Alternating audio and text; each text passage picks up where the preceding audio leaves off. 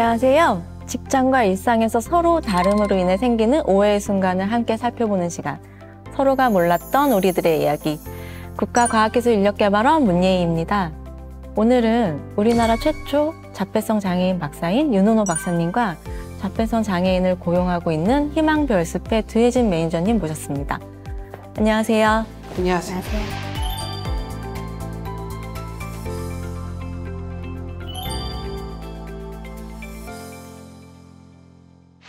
박사님, 대학에서 교수 생활 그리고 연구원 생활도 하신 걸로 알고 있는데요.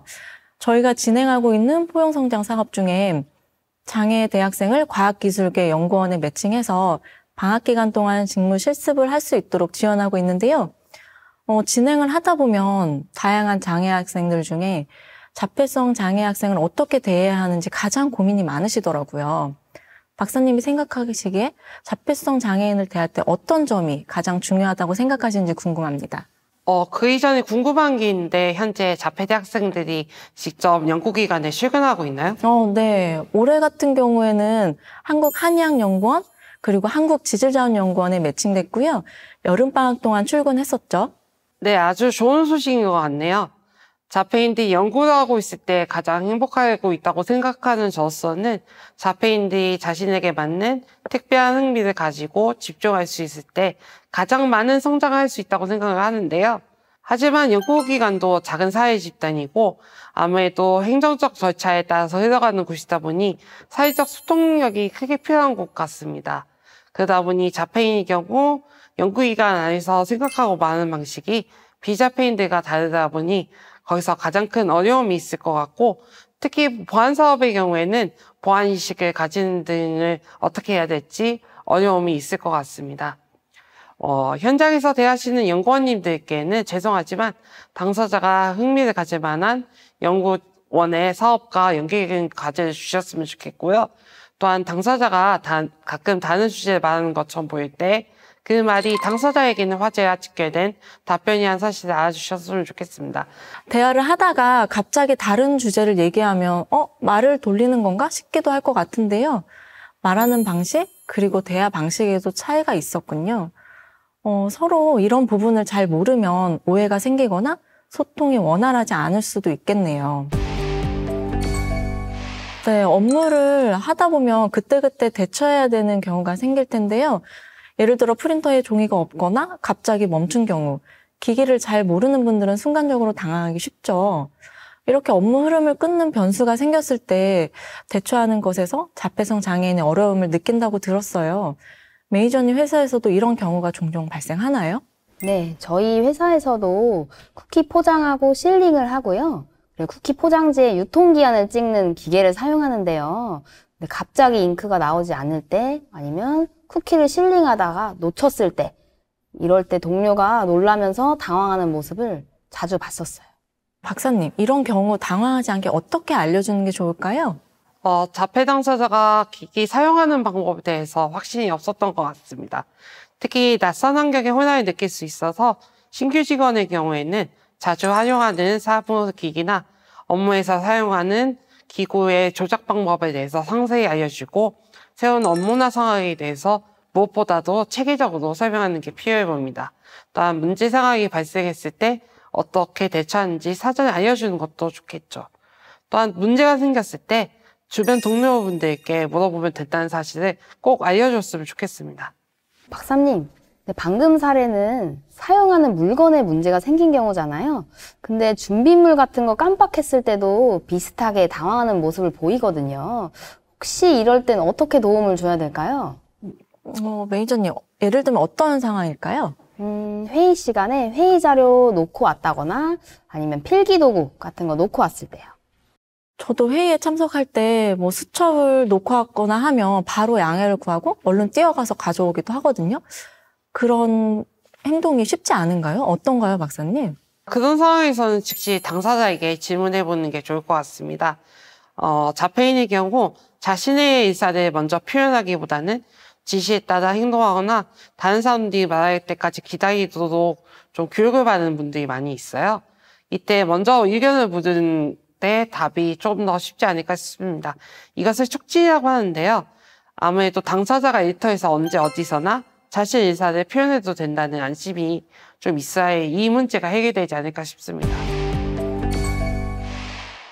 네, 자폐성 장애인들이 감각에 민감하다고 하는데 특히 소리에 민감하다고 들었어요. 자폐성 장애인이 갑자기 큰 소리를 듣거나 아니면 특정 상황에서 돌발 행동이 나타나는 걸 봤는데 매니저님도 이와 비슷한 경험이 있을까요? 네. 저희가 이제 소방 점검 때문에 소방벨이 좀 크게 울릴 때가 있었어요. 근데 이때 귀를 막거나 너무 긴장하는 모습 때문에 저희가 귀마개를 드린 적도 있었고요. 이런 모습들이 있었습니다. 네, 박사님 이렇게 소음에 민감한 이유가 뭔가요? 네, 그 감각 장애라고 불리기도 하고 어쨌든 자폐인이 태어났을 때부터 귀나 또는 촉각이라든가 시각이라든가 이런 것들에 대해서 민감한 경우를 좀 보이는 경우가 많습니다. 그럼 박사님, 그 돌발 행동이라는 게 있잖아요. 그건 어느 상황에서 일어나게 되는 걸까요? 예, 과거의 상처가 갑자기 떠오르거나 또 다른 생각들이 떠올랐기 때문인 것 같습니다. 예, 자폐인의 경우 과거의 부정적인 상황을 오랫동안 기억하는 경우가 많은데요. 반면에 스트레스 대처 경험이 좀 적은 편입니다. 특히 그동안 이렇게 상동행동이라고 불려서 제거의 대상처럼 여겨졌던 자기자극 행동이 최근에 자폐인의 스트레스를 줄이는 역할을 했다는 사실이 밝혀졌습니다. 이런 자기자극을 하지 못하게 주변에서 막다 보면 스트레스가 더욱 쌓여서 돌발 행동이 나타나기도 합니다. 그런데 박사님, 저희도 가끔 혼잣말을 하고 일이 잘 안 풀리거나 문제가 생기면 화를 내기도 하잖아요. 그런데 자폐성 장애인 행동에 왜 유독 당하게 되는 걸까요? 자폐인의 소통 방식이 신경 전형인과 달라서인 것 같습니다. 우리가 저 멀리 다른 나라에 가 있으면 그 나라 사람들과 말이 되지 않아서 답답하고 그들의 이상한 풍습에 때로는 불쾌함을 느끼기까지 하는데요. 이처럼 자폐인들도 같은 언어를 쓰더라도 사고와 소통하는 방식이 다르다는 것이 최근에 밝혀진 바 있습니다. 네, 장애의 특성을 듣고 보니 이해가 되는데요. 그럼 매니저님은 동료들이 돌발 행동을 보일 때 어떻게 대처하시는지 궁금해요. 일단 1차적으로는요, 이제 외부 자극 차단을 위해서 혼자 있을 조용한 공간으로 같이 갑니다. 그리고 이제 심호흡이나 편안한 환경 골라보거나 벽밀기 등 이제 각자의 방법으로 안정을 취할 수 있게 도와줍니다. 이걸 저희는 마음 스트레칭이라고 부르는데요. 그리고 이제 진정이 됐다면 직원과 면담을 진행하고 마음 상태를 확인하게 됩니다. 박사님, 이런 방법으로 대처하면 괜찮을까요? 예, 저는 좋은 대처라고 생각합니다. 제가 스코틀랜드에 특수학교에 간 적이 있는데요. 각 교실마다 당사자의 감정적 상황을 완화할 수 있는 조용한 공간을 실제로 제공하고 있더라고요. 박사님, 이야기를 하다 보니까 저희가 그 장애 학생들을 연구기관에 매칭한다고 말씀드렸잖아요. 이런 사례도 있을 것 같아요. 만약에 이제 실험실에서 실험도구 같은 거 옮기다가 바닥에 떨어뜨려서 깨지거나 했을 때 굉장히 당황할 것 같거든요. 그런 경우에 자폐 당사자한테 옆에 좀 피해 있으라고 하고 주변 동료들이 도와주는 게 나을까요? 아니면 같이 정리하는 게 나을지 궁금하거든요. 강사자의 감각 특성마다 좀 대처 방법이 달라질 텐데, 저는 일단 국가 연구기관에 오시는 분들이라면 시험실 등에도 들어갈 수 있는 분이라고 생각하고, 그렇기 때문에 당사자가 직접 처리할 수 있도록 도와주는 게 낫다고 생각합니다. 매니저님, 동료들하고 여러 업무를 진행하면서 어떤 상황을 제일 어려워한다고 느끼셨어요? 제가 생각하기에는 동료들이 이제 기존 업무 외에 새로운 업무가 생겼을 때 가장 많이 긴장을 하거나 당황해하는 모습이 가장 많이 보이는 것 같아요. 특히 제과팀 업무를 하다 보면 기존 업무 외에 상황 변수가 많거든요. 그래서 다양한 업무 경험이 있는 동료들도 갑자기 업무 내용이 바뀌었을 때는 너무 어리둥절해하거나 아니면 이 방법이 맞는 건지 반복적으로 질문할 때가 있습니다. 박사님, 이렇게 새로운 업무나 방식을 설명해야 할 때 어떻게 하는 게 좋을까요? 실제로 연구원에 입사해서 장기간 근무하다 보면 한 가지 방식의 실험이나 업무만 하기는 어려울 것 같아요. 이런 경우에 자폐성 장애인이 본인의 역량을 펼치면서 장기간 근무할 수 있도록 어떻게 도움을 주는 게 좋을지 궁금해요. 저도 상당히 고민이 되는 질문인 것 같습니다. 아무래도 이게 당사자마다 너무 케이스가 다르다 보니까 그럼에도 불구하고 일단은 연구원이니까 제가 봤을 때는 그런 당사자의 경우에는 연구 역량이 어느 정도 갖춰져 있을 거라고 생각하고 답변드리도록 하겠습니다. 일단 인문 설계에서는 큰 문제가 없을 것 같습니다. 아무래도 연구 방식이 좀 일정돼 있다 보니까 그 지점은 괜찮을 것 같은데, 다만 실험이 필요한 자연과학계에서는 세밀한 실험 방식을 다 따라갈 수 있을지가 걱정입니다. 근데 아무래도 이공계학과에서 잘 적응하고 있는 분이라면 그 정도를 이미 배우고 왔으리라고 생각하고요. 업무에 필요한 프로그램 사용 방법을 모르는 경우가 많이 발생할 텐데요. 이 부분은 조금씩 순서를 맞춰서 익힐 수 있도록 돕는 것이 필요하다고 생각합니다. 특히 행정적 프로세스가 많은 업무의 경우에는 당사자의 이해가 쉽도록 사전에 먼저 설명을 많이 정리해 주시면 좋을 것 같습니다. 박사님, 그 루틴이라는 거 있잖아요. 루틴이 깨졌을 때 굉장히 스트레스 받는다고 들었어요. 그런데 직장 생활이나 사회 생활을 하다 보면 여러 상황을 마주하기도 하고 생각한 대로 순서대로 되지 않을 때가 많잖아요. 이럴 때 박사님은 어떻게 하셨는지 궁금해요. 저는 어떻게 해냈던 것 같습니다. 사실 자폐인들에게는 자신이 먼저 해야 되는 우선순서가 있는 것 같아요. 그게 일이든 자기가 하고 싶은 일이든 섞여 있는데, 사실 조직사에서는 그런 순서를 바꿔야 되는 긴급한 업무가 자주 들어오게 되는 것 같습니다. 그렇게 되면 그 긴급한 일을 하면서 기존의 일을 중단해야 되는 데서 스트레스를 받는 것 같아요. 저는 개인적으로는 그 우선순위를 내적으로 존중할 수 있게 됐고, 연구직에 있기 때문에 그런 경험을 덜 하게 되는데, 사실은 그런 것들을 대처할 수 있는 경험이 많이 필요할 것 같습니다. 다양한 것들이 있고, 그런 다양한 것들을 할 수 있는 선택지가 있다는 경험이 제일 중요할 것 같습니다. 사무 업무보다 연구 업무가 좀 더 많다면 이런 스트레스가 조금 줄어들지 않을까 생각도 듭니다. 네, 조직 생활을 하다 보면 동료들과 식사를 하게 되는데요. 구내 식당에 있으면 가기도 하고 나가서 사 먹기도 하고요. 자폐성 장애인 동료와 식사할 때 특별히 배려해야 되는 점 있을까요?